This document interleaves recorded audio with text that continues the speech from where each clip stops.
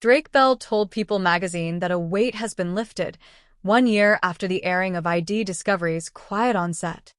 The documentary series featured Bell going public for the first time about being sexually assaulted as a teenager by his Nickelodeon dialogue coach Brian Peck. It was perhaps the biggest bombshell to emerge from Quiet on Set, which also detailed claims of misconduct behind the scenes at Nickelodeon during the 1990s and early 2000s.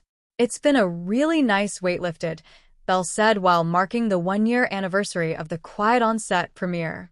"It's a roller coaster of emotions.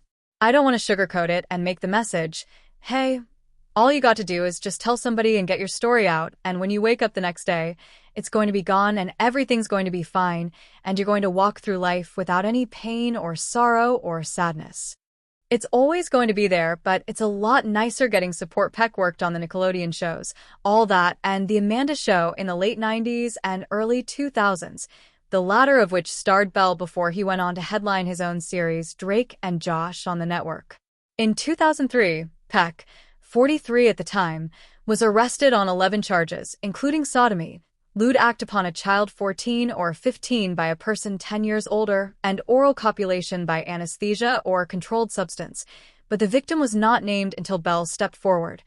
"It's really great to have experiences now where, instead of walking through the airport and having people come up and ask for a selfie, they're coming up and sharing their stories and saying, 'I watched your documentary, and after your interview, I opened up to my husband.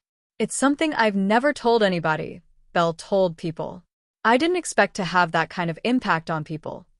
During Peck's 2004 trial, many actors such as James Marsden, Taran Killam, and Boy Meets World stars Will Friedle and Ryder Strong wrote letters of support in his defense. Peck heard from some of these people over the last year who reached out to tell him, "I was completely lied to and bamboozled by this person, and it was a totally different story that was told to me. I would have never written that letter. I'm so ashamed. It's nice to hear those kinds of things," Bell said about being believed. Bell added, "It's still somewhat difficult to wrap his head around the fact that everybody knows my secrets, but he has gratitude to the fans who support him." Bell later added about the last year, hearing other people's stories in group therapy and thinking to yourself, "Oh, wow, that was a really heavy story. That's what you've experienced in your life. Maybe I feel a little comfortable to share my story, and then maybe I can empathize with others." Because when you go through something like this, one of the main things is you're alone. But then you hear these other stories and you're like, I'm not the only one. After the release of Quiet on Set, a spokesperson for Nickelodeon gave the following statement to Variety regarding Bell. "Now that Drake Bell has disclosed his identity as the plaintiff in the 2004 case, we are dismayed and saddened to learn of the trauma he has endured, and we commend and support the strength required to come forward." Bell later said on an episode of The Sarah Fraser Show podcast that the network's reaction to his story was a really well-tailored response by probably some big attorney in Hollywood. "I find it pretty empty, their responses, because, they still show our shows, they still put our shows on.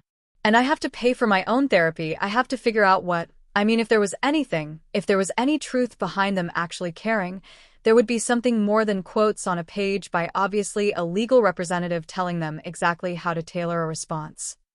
Head over to People magazine's website to read more from Bell's latest interview.